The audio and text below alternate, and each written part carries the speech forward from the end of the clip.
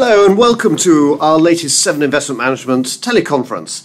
Our aim today, as ever, is to spend half an hour going through our latest views on our most recent meeting of our asset allocation team. I'm joined, as usual, by Ros Price, our Chief Investment Officer. Morning, Ros.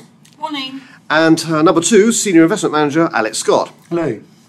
Right, so it's been quite an exciting first quarter, really. Equities around the globe had quite a spring in their step. The Nikkei was up quite strongly, so was the S&P. FTSE was up, but a little bit less enthusiastic, but still positive. But now, after the quarter, they seem to have lost some of their lustre. And really, so we have to work out what's happening now. Has the souffle gone flat? Ros, what on earth has happened? I think perhaps we should start off by saying that when markets go up as fast as they have done, you can expect some correction. The old rule of thumb was if you went up 10 points, you'd give up 3. But what's happened is that the levels of growth in the US, which propelled us up so firmly on the back of the ECB's moves of the LTROs to support the European banking system, it's old news now. And indeed in the States the growth has flattened off a little, as the first quarter GDP shows. So perhaps we're a little bored with some of the stories. But the markets themselves, I mean, from August last year, has been a great run after that nasty, sharp downturn. But of course, this first quarter, really quite dramatic indeed. Yes, the German market, for example, not a fashionable market, was up over 17% in the quarter. But the FTSE didn't make that. It seemed to be dragged down by some of the miners and others. Well, that's true. But the problem now is where we go from here. As I say, the shock and awe of the LTRO is wearing off. Okay. So, Alex, how have our portfolios behaved during this time? Well, I think the first quarter of the year has been a pretty reasonable time for our portfolios, which is pleasing after a disappointing third quarter last year. We saw our balanced multi-manager fund returning 5% in the first quarter, slightly higher returns than that for our more aggressive funds. So we've been able to regain some ground in our portfolios. Exposure to Europe, to equities in general, to corporate bonds, including high-yield bonds, were all positive. All those risky assets rewarded for us in portfolios. In some of our portfolios, we had a successful trade in Italian government bonds as well. So all of those risky positions, I think, paying off well for us in portfolios through that time. Okay, well, now let's start looking forward. But I suppose it's the asset allocation meeting with the main scenarios we discussed. Ros, what were the key views coming out of that meeting as to what happens next? We came up with 4 scenarios. HELP had a 10% view of the probability of the outcome, which was self-explanatory. Here Comes the Sun also was a 15% probability. It's All Too Much was a 10%, but we opted for the long and winding road scenario, a 65% probability. We thought the hard grind upwards, but with big bumps in the roads and bends to get round, as markets agonise over problems both old and new. And these titles just being a sad reflection on your record collection, given the fact they're all Beatles records, if I remember correctly. I'm sorry about my age. We can update it next time. So with all of this there, we opted for the long and winding road. So that means low, slow growth throughout the world? No, it probably means patchy growth, I suppose, throughout the world. Some areas obviously will be faster than others. I know Chinese growth has just disappointed for the first quarter at a mere 8.5%. If the Eurozone could grow at 8%, it would give its eye teeth. Here in the UK, we're seeing forecasts as low as 0.4% for the year. So it's going to be patchy growth around the world. And I think one of the key elements that seemed to come out was the lack of demand. Where does the demand come from? Well, it comes from the likes of you and I, Justin. We have to go out and spend. And there is evidence in the US that this is now happening, less so perhaps in Europe. Okay. I think let's then focus on another issue, which has been the central banks seemingly still pumping out cash into their economies. What's our view on inflation, Alex, with this? Because normally putting so much money into the system would be inflationary. Well, it's an obvious fear, isn't it? QE and high levels of money printing by central banks ending up with inflation. In a normally functioning economy with a healthy banking system, I think it would be quite likely. The point is, of course, that we don't have that situation. Money is not getting through to the real economy. We're looking at a picture where banks are deleveraging, and therefore broad measures of money supply in the economy are stable, even contracting in some of the major developed economies. Now, of course, that may change. Obviously, it's got to be watched. But at the moment, the evidence is of inflation moderating, not increasing. You saw UK CPI published at 3.5% in data released this morning. Sure, a tick higher compared to last month, but the trend in inflation, even in the UK, over the past year has been very firmly downwards. And I think when you think about the slack elsewhere in the economy, that's really not surprising. Labour markets are still pretty weak. There's very little pressure on wages, and therefore the risks of a wage price spiral or of inflation expectations getting really embedded amongst consumers, like we saw in the 70s, seems pretty remote. So perhaps some pressures could come from commodity prices. Again, it's a risk, but it's not one that's happening at the moment. Even here, prices are weakening now, with oil, for example, well off the Iran-related highs that we saw earlier in the year. So, not back to the 70s. I can keep my flares and tank top to myself then, can I? So let's get more specific and look at some of the key issues. And these are questions which have come in from some of our planning partners, and thank you for those. And please do keep on sending them in. Firstly, Ros, the future of the euro and the economies of the Eurozone. Are we now going to be led by a small Dutch boy with a pizza telling us actually what the future of the euro is going to be? Possibly. I think markets have been distracted recently, certainly here in the UK, by a publication of the Ros Prize for how to dismember the Eurozone, I think it was about 3 weeks ago, and everybody then commented, and markets then focused on what happens if the Eurozone breaks up. The one thing I would point out, which the FT firmly pointed out, that if you read all these, it did completely underline what a horrendous thing for the global economy a deconstruction of the Eurozone would be. But what about if the euro changed in terms of its constituents? So there's still a euro, but maybe just not all the original members. I think if, obviously the one you might be referring to is Greece, I think if Greece were to leave, I don't think it would change too much in terms of the dynamics for the euro. So it's quite possible that we see an adjustment in maybe some of the periphery nations, but the euro continues. Yes, and it depends very much how it's organised. I think, here it's the politics of the euro, which in fact will trump the economics of it. And there have actually been some important improvements in some of the much criticised economies. Both Spain and Italy have put forward some quite far-reaching changes in the way they want to run their labour markets and economic reforms in general. And poor old Portugal, no one gives it any credit for taking any steps to help itself. And in fact, recently we've actually heard that given the change made there, that companies are relocating from China to Portugal. But you never see that in public in the UK. The Eurozone suffers from a lack of good news being actually broadcast at all, but certainly when you look at some of the economies, such as Germany, St. Petersburg are actually quite positive signs. There are indeed. If one had trouble to read both the BMW and Mercedes statements recently, they had absolute bumper record March sales, never sold as many cars in their lifetimes. VW also had very good quarter for sales, mainly in emerging markets, but they obviously make something that somebody wants to buy. Yes, and what about, that's Germany, what about then France? Because obviously they've got other issues on their mind at the moment. The French economy is really in a period of stasis. We are in that dreaded election period. And unfortunately for those of us who are allergic to elections, there's not just the presidential election, which has 2 stages. The first is coming weekend. We've also in June got parliamentary elections, so nothing much will happen in France until those are sorted out. But despite the hyperbole, though, does it make any difference whether you get Hollande or whether you get Sarkozy back?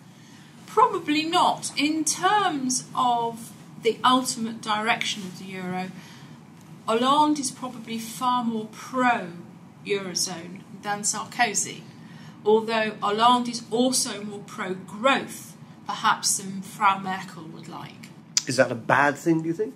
No, I think that once you get austerity patterns into the Eurozone, you squeeze out the excess debt to make sure that our children and our grandchildren don't have millstones around their necks forever, then you can look at bringing in genuine growth to the economies. And I think that's possibly something that Merkel referred to last autumn, but was drowned in a sea of horror at the time. And I think once they get the excess debt squeezed out, that they will look at growth policies. So at that stage, then, you're painting a rosier picture for the Eurozone as actually looking in better shape once it's gone through this pain there. I wouldn't call it rosy, but yes, I think, we are going through necessary surgery to make the patient better. And within that, how are the corporates behaving? You said the German companies are doing quite well, but is that a common issue throughout the Eurozone? Yes, we tend to forget that there are some very big companies that are not entirely dependent on Europe for its sales. And in fact, most of their sales are outside Europe. Companies like Siemens, for example, in Germany. Then you have in France companies like Danone and their food products. And even the European banks are in better health than they were. All right, let's move over to the Atlantic then and look at the USA and their apparent recovery. Is this going to be green shoots coming through again? And have these green shoots got rather short roots? I think actually we're slightly beyond the green shoots here. The US has seen growth return to the economy that surprised the market, although by normal standards of recovery it's still pretty anemic. And the market is expecting no major monetary moves from the Fed recently after this so-called Operation Twist, because the employment numbers have improved far better than were expected. And actually the retail sales number that came out at the end of last week, again, was better than markets thought. It would seem that certainly Midwestern people in the States are actually starting to spend. Indeed, in the States, but there is the frugality fatigue being referred to as having people are now fed up with scrimping and saving, and they're going out and spending again. I mean, not dramatically, but retail sales, as I said, were better. But it's still a mild recovery. Is it running at the right trajectory to actually get me off to the next stage? Well, it probably is, because you do have to remember that the US also has a deficit problem, and so far they're not actually doing anything to combat this growth in government debt. So this is a problem delayed until next year then, until after the election? I think so. I think that it will come back to haunt them, although we do possibly have another debt ceiling to deal with before the election this summer. And Geithner, the Treasury Secretary, was in fact saying, please don't do it like you did last time. But the trouble is, it's very political though, isn't it? It is indeed. Until we do know who the next incumbent to the White House is, it hangs in the air over the markets. And QE3? At the moment it's not looking likely, but you could not rule this out. The Fed has made it quite clear that were the current recovery to fizzle out and, say, corporate profits to suddenly go down, then, yes, you could see some form of QE3 again. Okay, right. Alex, let's cover China then. A change in regime, a change in the economy. What's going to happen here? Yes, China, the regime change, I think, has proved a little more difficult to achieve than the usual fairly seamless method that we've seen. The key players, I think, also being affected by scandal around the deposed Bao Xili and his wife there. So I think some of these stories were rather lurid and creating something of a distraction. I think the key really for China is the level of growth that the economy there can achieve. Growth of just over 8% in the first quarter of the year was something of a disappointment to global markets, but still I think key to remember that that's very, very impressive growth in a global context. It's also growth off a larger base year on year than we've been used to seeing. So I think China, by and large, is still a broadly positive factor. Growth there does need to be monitored, and if we move into an environment of expecting harder than expected landing, then that would be problematic. I think we can read something into the widening of the currency band, the renminbi trading band that the authorities have indicated as suggesting some internal optimism within China about the progress of the economy there. And certainly a calming of inflation in that market does give Chinese central bank a little more scope to inject liquidity, inject support to the economy where it's needed. But a fundamental change in the economy as it's moving from export-driven to export-dependence now and more focused domestically. Yeah, I mean, I think that's a change that plays out not over a quarter or two, but over years and years and years. The growth of the Asian consumer, the Chinese consumer, the development of the middle class there. That's clearly a theme that's very important to the global economy and very important to investors around the world as well.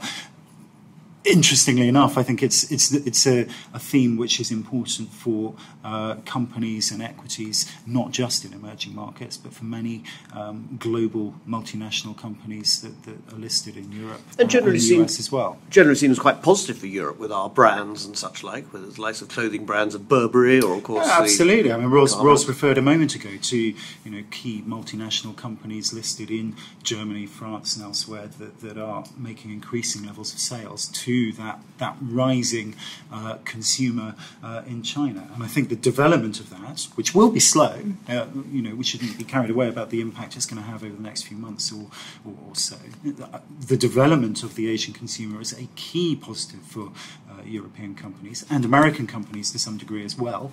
And it's a key part of the rebalancing that we need to see in the global economy. So, do you think there's going to be a hard landing in China?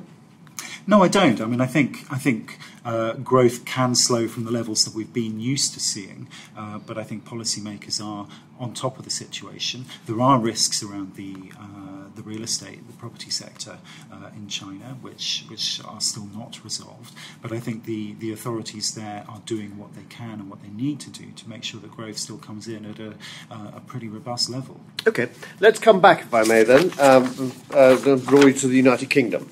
Sure. And what's happening here? Again, are we going to start seeing some green shoots here, or is this just going to be advanced mould? I think the UK economy bumping along the bottom to some degree. Yes, we are seeing some green shoots, but still a pretty subdued picture overall. The budget was reasonable for growth, but to some degree that's got lost in political distractions. But I think what's important here is that the Chancellor's been able to maintain credibility with global markets, and that helps keep the cost of borrowing for the UK still at very, very low levels.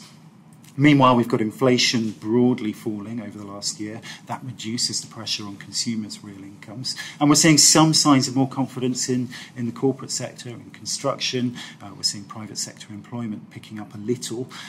I think nothing to get carried away about. We're still looking at a picture of very low growth in the UK. Still a picture where QE might be needed to keep us on that track. And do you think QE is quite possible?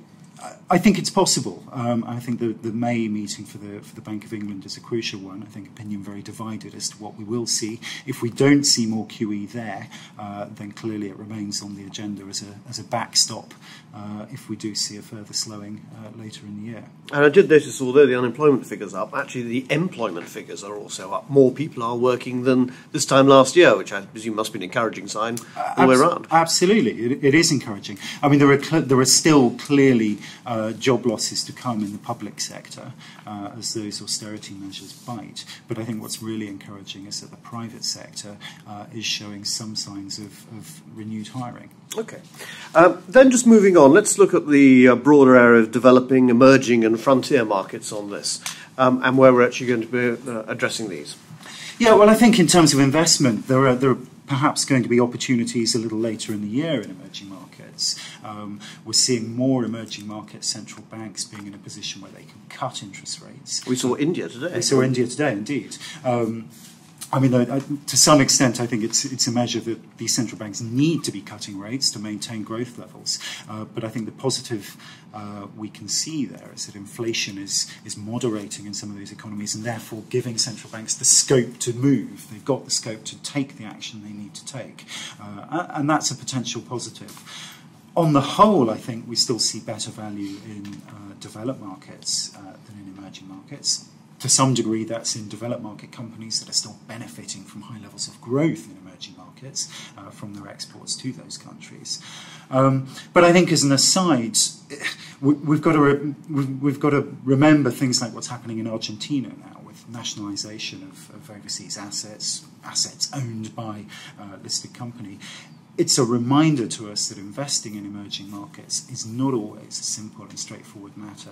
There are risks that are not necessarily faced in quite the same way in developed markets, and it certainly does us well to remember that. So developed markets, which can often give us exposure indirectly to those emerging markets without necessarily running the risk of small, inefficient markets with higher risks. I think that's right, and I think at the moment as well, the key is that valuations for equities in developed markets are looking relatively more attractive as well. Okay, let's move on and talk about some commodities, and particularly metals. Ros, we've been quite bearish on metals overall. Is this still the case?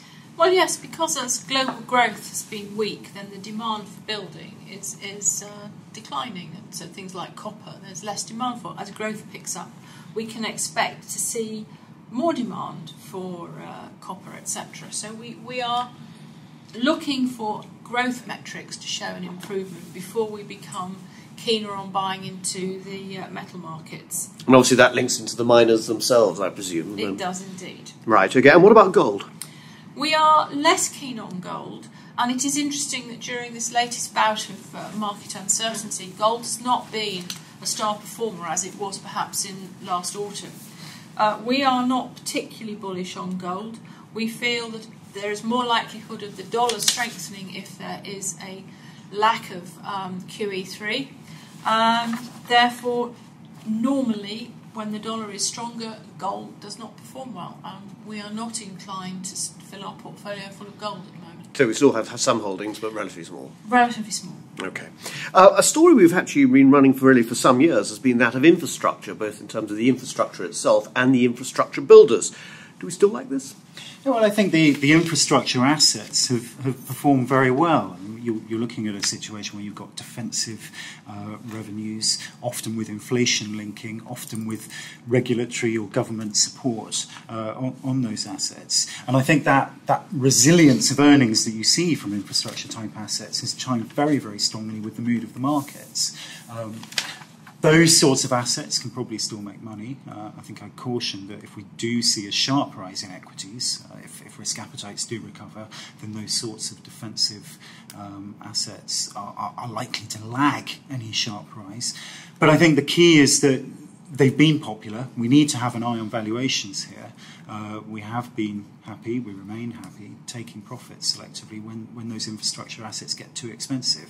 And we've done that over the past few weeks and months in some of the PFI funds listed in the UK. That boom that we saw in China and for building their infrastructure, did that still continues then?